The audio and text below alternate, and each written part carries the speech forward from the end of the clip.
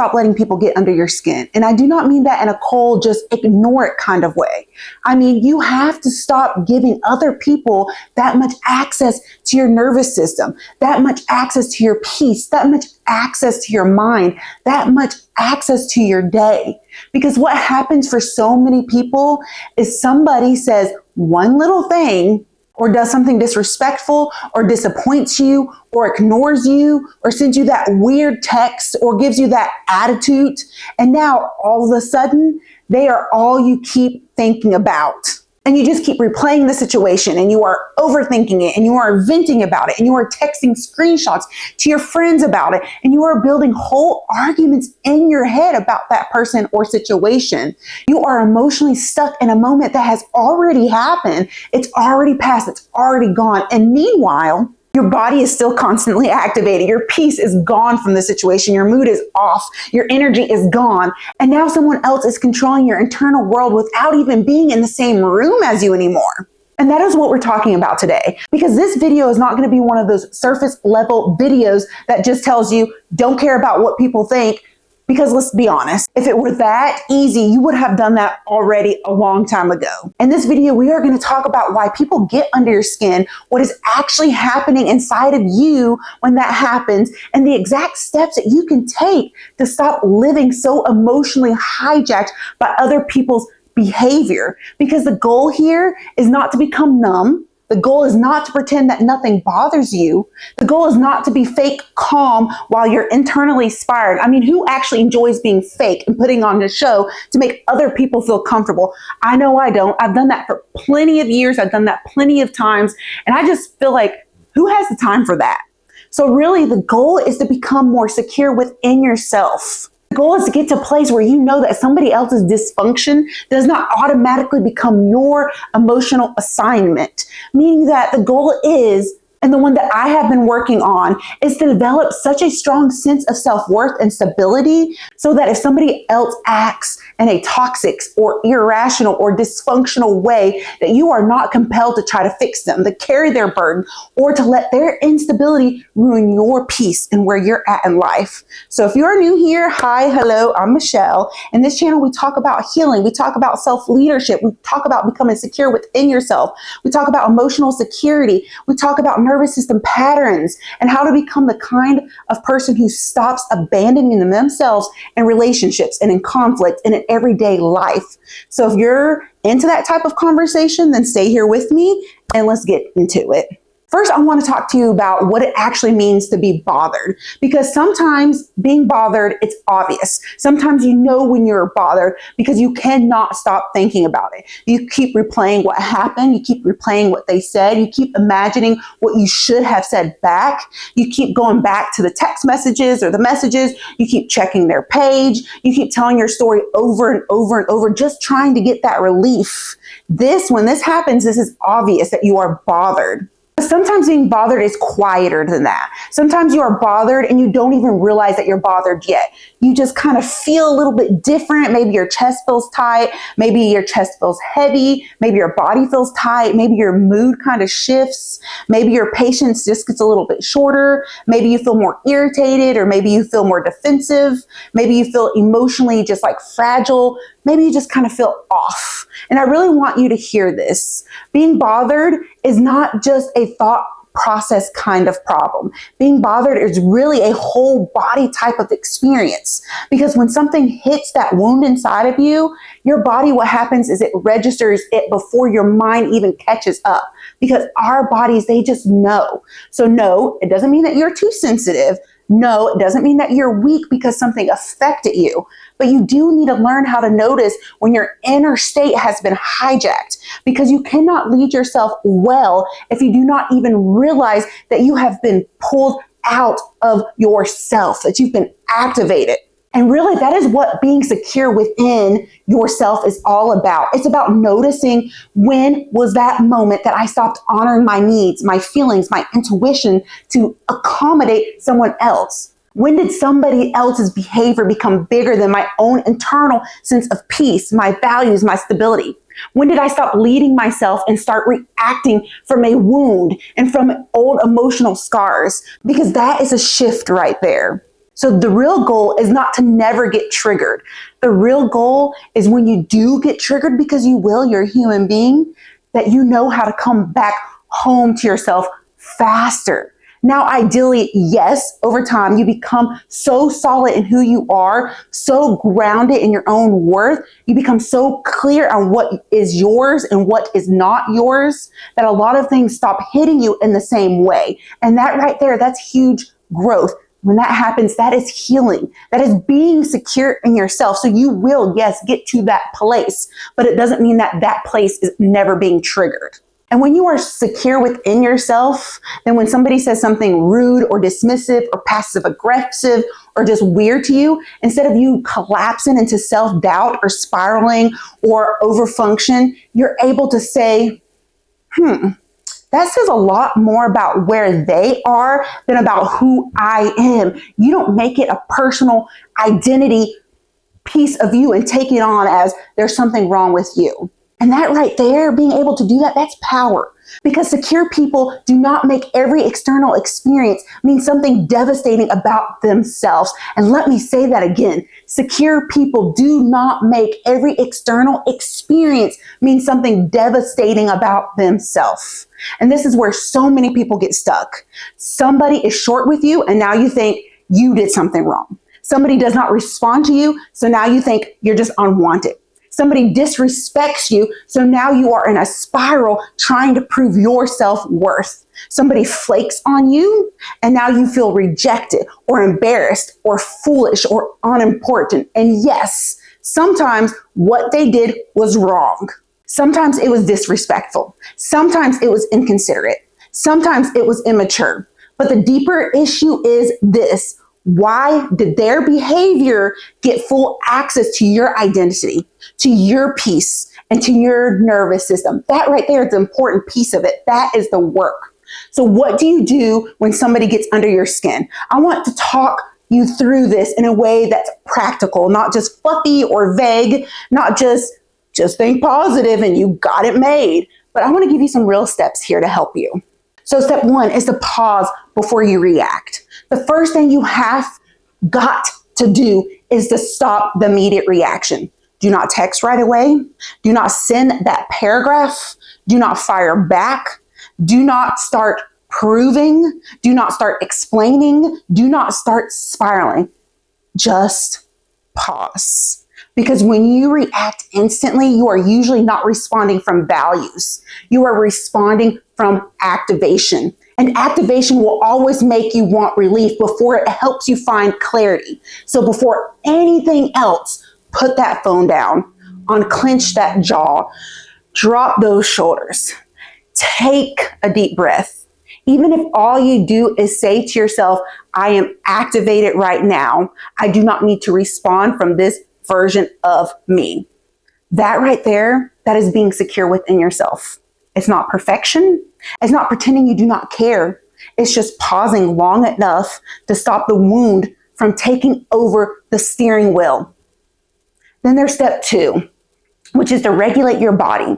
And a lot of people try to think their way out of being triggered while their body is still in this fight, flight, freeze, or fawn mode.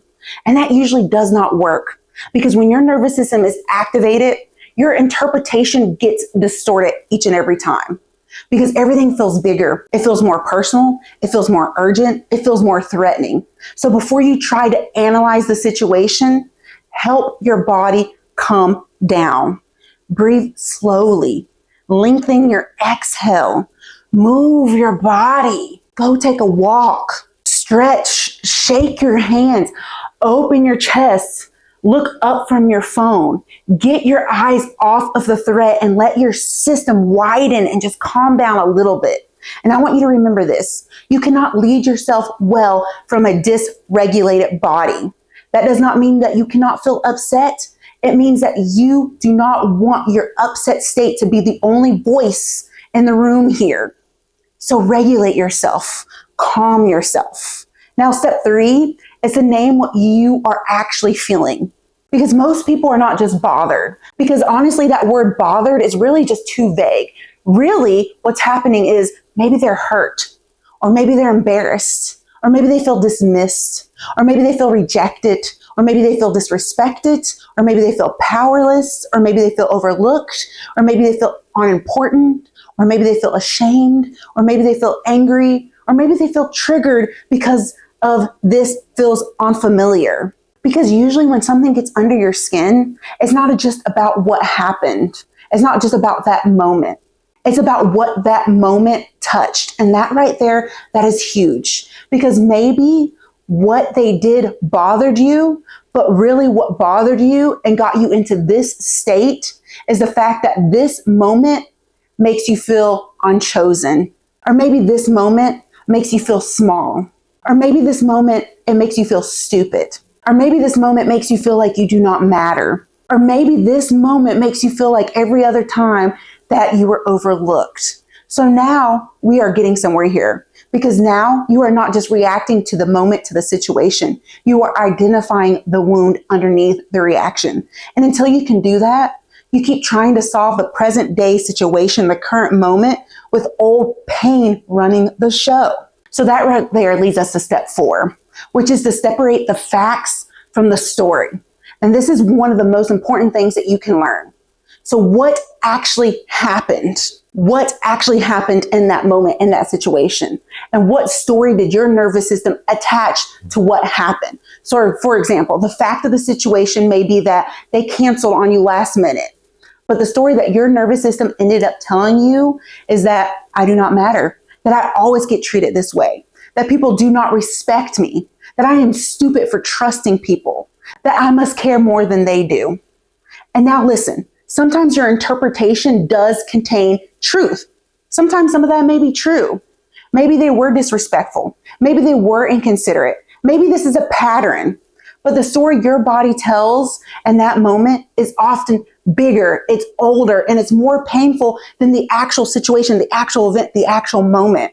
And this is where becoming secure within yourself comes in. Because when you're secure within yourself, you're able to pause and you're able to ask yourself, what actually happened? What am I making this mean? What part of this belongs to today, to this moment? And what of the part of this belongs to the older wound? And that question alone can change everything. So now that leads us to step 5, which is to stop personalizing other people's behavior. And this one is hard, but it's life-changing.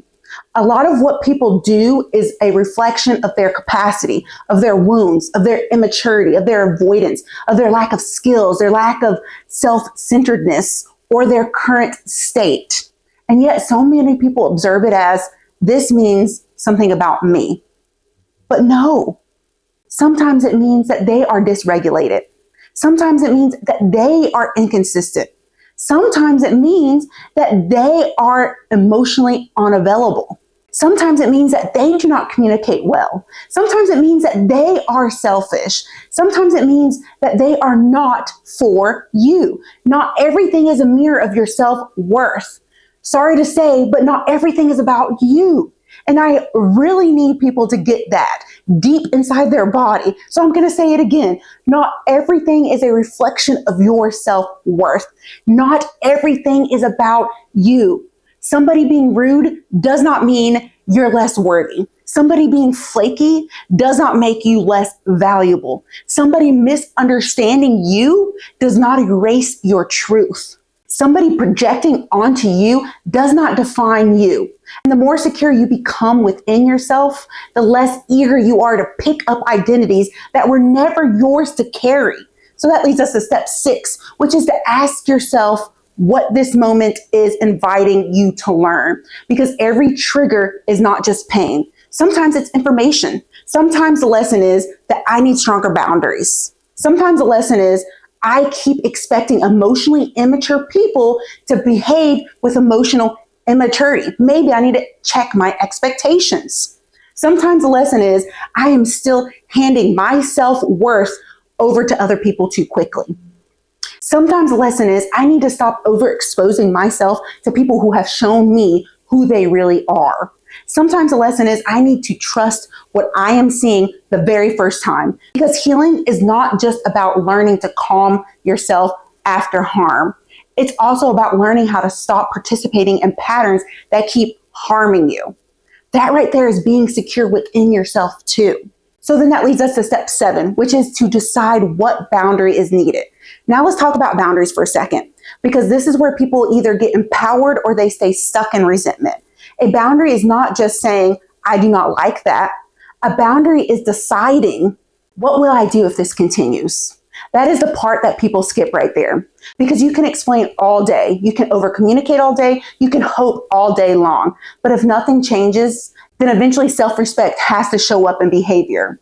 And that might mean that I am not available for conversations when I am being yelled at like this. If you keep canceling last minute, then I'm going to stop making plans like this. If you speak to me disrespectfully, then I will end the conversation. If this relationship keeps requiring me to betray myself just to keep it, just to stay in it, then I'm going to reassess my access that I'm giving you. And that right there, that's not punishment. That is being secure within yourself, because being unbothered does not mean that you tolerate everything. It means that you stop collapsing every time something is off, and that you start responding with clarity, discernment, and self-respect, which then leads us to step 8, which is to release the need to carry it all day. And this one matters. Well, they all really matter, but this one matters too. Because after something happens, you have to decide whether you are going to process it or whether you are going to become processed by it. And yes, I said processed, because some people do not just experience something upsetting. They become one with it for the rest of the day. And what they end up doing is they rehearse it, they retell it, they refill it, they refuel it, they re-enter it over and over and over and over again. And at some point you have to ask, is this helping me process, or is this helping me stay activated? So is this more helpful to do this or harmful to me? Because there's a difference, okay? Processing it says that I want to understand what this touched and I want to move through it. But rumination, it says I'm going to keep feeding this until it becomes my whole emotional climate. And those are not the same thing. So maybe try journaling it. Maybe you try to voice note it. Maybe you talk through it once with someone safe. Maybe you move your body. Maybe you cry. Maybe you pray. Maybe you sit and name what it touched. But then there comes a point where you have to lovingly say to yourself that I am not giving this the rest of my day. And then you have to let it go. And that right there is powerful, which leads us to step 9, which is to come back to yourself. And this is the question I want living in your body. What would it look like to come back to myself right now? Would it look like me being grounded? Would it look like silence? Would it look like not responding yet? Would it look like telling my truth? Would it look like walking away? Would it look like not checking my phone over and over and over again? Would it look like going on with your day instead of making this your identity for the next 6 hours, 10 hours, 2 days? Because secure within yourself is not about controlling everybody around you. It's about learning how to return to yourself faster and more fully. And that right there, that's the work. It's not about making sure nobody ever disappoints you. It's not about making sure nobody ever triggers you. It's not about making sure that nobody ever misunderstands you. Because honestly, you cannot control that. But you can learn to stop abandoning yourself every time that it happens. And that right there, that changes everything. And I also want to say this. Sometimes the reason people get under your skin so deeply is because there is something unresolved inside of you.